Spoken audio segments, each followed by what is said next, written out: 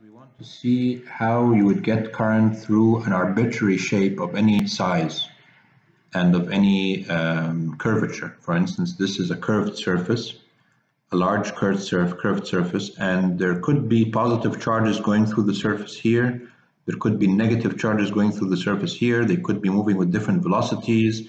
There could be many different things happening on this large surface. How would you get the total current through this big surface?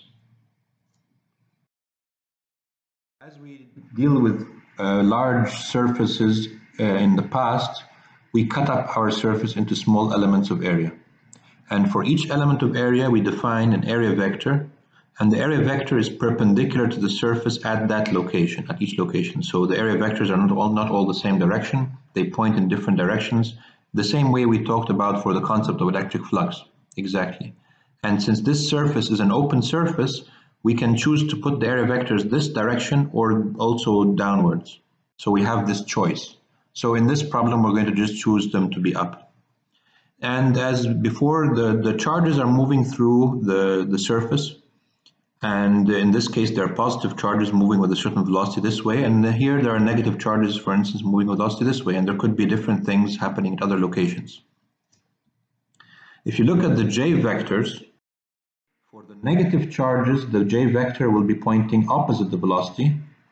And for the positive charges, the j vectors will be pointing in the same direction as the velocity. So actually, for each element of area, we can identify an area vector, dA, and a j vector, j. And so if you want to find the current through a small element of area, like this one, I can write it as di. It will be the j at that location, which is represented by this red vector, dotted into the area vector at for that element of area.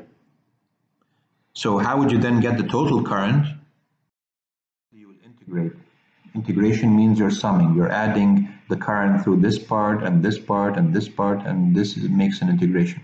So this has the same form as mathematically as the concept of electric flux, but of course it's a completely different topic now. We're talking about current.